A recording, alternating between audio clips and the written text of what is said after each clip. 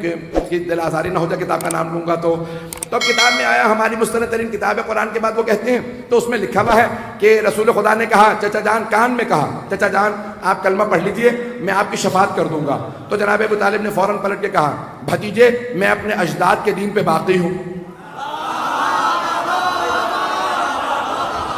तो हमारा अकीदा तो पहले यही है कि अजदाद रसूल खुदा, अजदाद मासूमीन सब के सब ईमान है। तो अगर उन्होंने यही कहा तो हमारा मतलब साबित हो गया।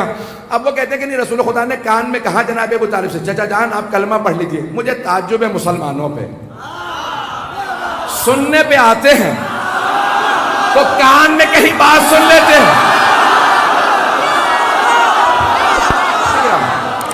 मुझे ताज्जुब है मुसलमानों पे, सुनने पे आते हैं तो कान में कहीं बात सुन लेते हैं।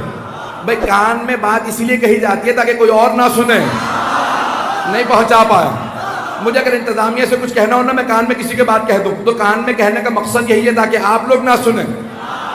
ताज्जुब है मुसलमानों पे, सुनने पे आते हैं तो कान में कहीं बात सुन लेते हैं, और नहीं सुनने पे आते तो गदीर में चीख के,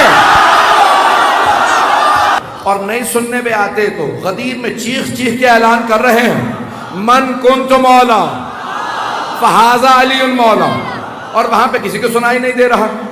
एक साहब से पूछा, भाई आप गदीर में मौजूद थे, पैगंबर ने क्या कहा? तो उन्होंने मुंह बना के कहा, मैं जरा दूर बैठा था। उन्होंने दूसरे से कहा, तू तो सबसे आगे बैठा था।